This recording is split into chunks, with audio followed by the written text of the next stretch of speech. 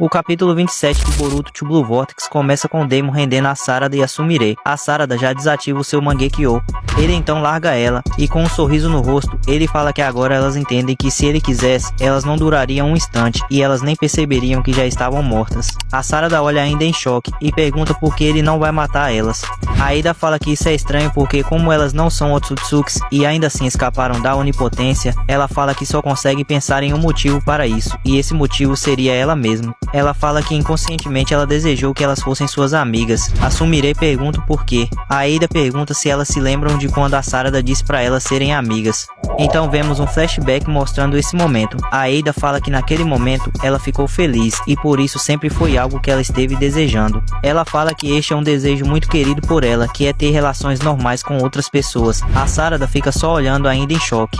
A Iida fala que nessa altura ela sente que nenhuma delas faria mal a ela, mas de todo caso, se forem a Sarada e a Sumire que acabarem matando ela, isso não seria tão ruim assim. Nesse momento, a Sarada já pega a mão da Sumire e já sai correndo e dá um abração na Iida. Sei não, hein galera, eu acho que a Sarada está sendo falsa aqui. Até o Daemon fica olhando sem entender nada do que está acontecendo. A Sarada fala que ela nunca ouviu falar disso, uma amizade onde ambos os lados têm que arriscar as suas vidas. Até a Iida ficou surpresa com esse abraço. Ela pergunta qual o motivo desse abraço ousado. A Sarada responde que isso é para mostrar sua determinação, e também isso é uma prova de amizade. Detalhe, hein galera, a Iida por enquanto não abraçou as meninas. A Sumire fala que ela não acha ruim isso de amigas arriscando as suas vidas, e que isso é extremamente empolgante. Então finalmente a Iida abraça as duas, e fala que conta com elas, chamando elas de preciosas amigas. O Daemon tá ali só de canto e sorrindo da situação, porque no fim das contas ele só queria dar um alerta para elas. A intenção dele não era matar nenhuma das duas. Ele só queria mostrar pra Sarada que mesmo com o seu Mangekyo Sharingan, ele nesse momento ainda é mais forte que ela. A cena volta para o esconderijo do Kashin-Koji. O Kashin-Koji fala que uma das habilidades do Mamushi é se dividir. Ele fala que quase não há um limite. O Mamushi pode se dividir em quantos ele quiser. O Boruto pergunta se essa habilidade é algo parecido com os clones das sombras. O Kashin-Koji fala que não, isso é algo totalmente diferente, e a principal diferença é que cada um dos seus indivíduos é ele de verdade, e consequentemente não há dispersão de chakra, e sua força e resistência não diminui. O Shikamaru fala que isso não é nada bom, mas o Kashin-Koji fala que tem um detalhe: quanto mais o Mamushi aumenta em número, mais a inteligência dele diminui drasticamente. Além disso, a sua sensibilidade à dor diminui, e seus padrões de movimentos ficam simples. O Kashin-Koji fala que essa é a única brecha que eles têm. O Shikamaru já saca o plano e pergunta se o ideal é esperar que ele se multiplique até ficar bem burro, e assim acabar com ele de uma vez só. O Kashin-Koji fala que eles têm que se garantir de destruir os 2 olhos de cada indivíduo, pois aqueles que perderem os 2 olhos não vão mais conseguir se multiplicar. Ele fala também para eles tomarem cuidado, pois a cada um que for eliminado, eles vão recuperando a sua inteligência. O Shikamaru pergunta qual o número ideal para que eles possam derrotar ele de uma só vez. O Kashin-Koji fala para eles tentarem deixar ele se multiplicar em cerca de 20 a 30 indivíduos, e que assim vai ficar mais fácil de lidar com eles, e que se conseguirem, a luta deles vai ser como se eles estivessem lutando contra um animal. O Shikamaru gênio pergunta se o Mamushi tiver deixado um deles no esconderijo. O Kashin-Koji fala para ele não se preocupar quanto a isso, porque os inimigos que se dividem não conseguem deixar de ficar agrupados instintivamente. Ele acaba se reunindo ao maior grupo. O Inojin pergunta o porquê eles têm que enfrentar eles na Vila da Folha. O Kashin-Koji fala que os alvos do Jura são o Boruto e a Himawari, e que se um deles agir, o Jura também agirá. Entretanto, se o campo de batalha for na Vila da Folha, o Jura não aparecerá. O Inojin pergunta por que o Jura não iria na vila. O Shikamaru fala que por alguma razão, a Vila da Folha caiu no gosto dele. O Shikamaru fala que o Jura tem visitado livrarias e lojas de doces na vila, e que ele já foi visto inúmeras vezes fazendo isso. E a cena corta, e olha só quem está na vila todo tranquilo, tomando chá e comendo os docinhos. O Shikamaru fala para o Inojin que não há nada que eles possam fazer, além de não perturbarem ele. O Kashin-Koji fala que o Jura não aprova que causem estragos na Vila da Folha, e o Mamushi sabe disso. Para não irritar o Jura, ele deve tomar cuidado para não causar estragos desnecessários à vila. O Boruto pergunta se mesmo ele ficando burro, ele irá ter esse cuidado. O Kashin-Koji responde que sim, pois independentemente de quanto o Mamushi fique burro, o temor que ele tem pelo Jura continuará existindo, e da mesma forma, independentemente de ele ficar burro ou não, a consciência de ter a Iida como alvo também. O Kashin-Koji finaliza dizendo que para dar um fim no Mamushi, a Vila da Folha é o local perfeito.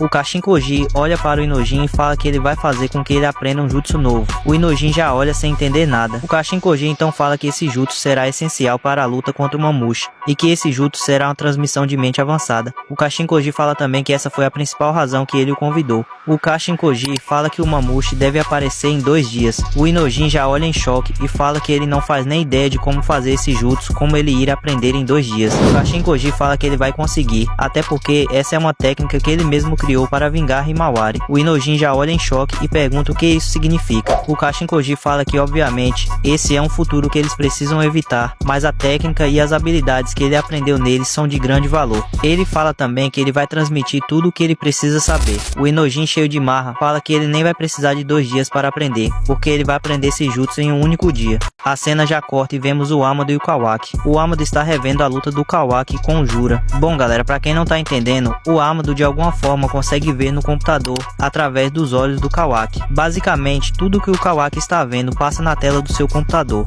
O Kawaki então pergunta se ele conseguiu descobrir alguma coisa. O Amado fala que graças às raízes de árvores, o Jura não tem um ponto fraco e que ele é praticamente imortal. O Kawaki fala que por algum motivo sentiu a sensação de que o Jura não é imortal e que ele pode ser derrotado, mas com o seu poder atual isso é completamente impossível. Ele então fala pro Amado que precisa de mais força. O Amado fala que para o próprio bem do Kawaki, mais poder do que isso seria impossível. O Kawaki já o pega pelo pescoço e pergunta se ele quer ter a sua garganta esmagada, porque se não quiser isso, era melhor ele fazer o que estava pedindo em silêncio, a não ser que não queira que o Kawaki o ajude a trazer a sua filha de volta. Então vemos novamente a cápsula que contém a sua filha. O Kawaki solta o Amado e ele já cai no chão. O Amado então fala que o que ele quer dizer é que o corpo do Kawaki não vai aguentar mais e que isso seria autodestruição. O Kawaki fala pra ele que só vai realizar o desejo dele de ter a sua filha de volta depois de exterminar todos os seus inimigos. Após isso, vemos o interrogatório do Konohamaru, e para quem não viu os capítulos anteriores, o Konohamaru tentou defender o Boruto na reunião dos líderes de Konoha. Então desconfiaram que é ele quem está ajudando o Boruto. O representante do senhor feudal pergunta como o Boruto conseguiu escapar do interrogatório.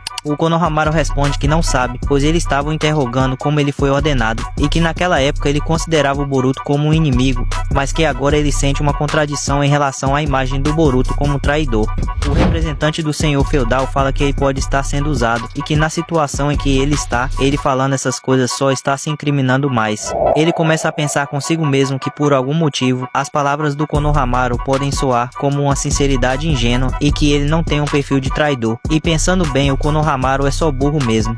E galera, o próprio representante do senhor feudal falou isso, então essa não é só a nossa opinião não. Ele fala também que quem ajudou o Boruto a fugir foi outra pessoa. Nessa hora o Konohamaru recebe uma ligação telepaticamente do Shikamaru. Ele fala para ele apenas responder sem emitir nenhum alerta. O Shikamaru fala para ele que foi ele quem deixou que o Boruto fugisse. Ele explica que foi ele quem disse o código ao Mitsuki para que ele destravasse as algemas, e que ele está ajudando o Boruto por vontade própria. O Konohamaru já fica em choque e lembra do momento em que o Boruto o ajudou. O Shikamaru então pede para que ele os ajude. Nesse momento a cena corta e volta para a Sarada e a Sumire. A Sumire fala que tem que voltar para o laboratório. A Sarada fala que ela também precisa ir embora.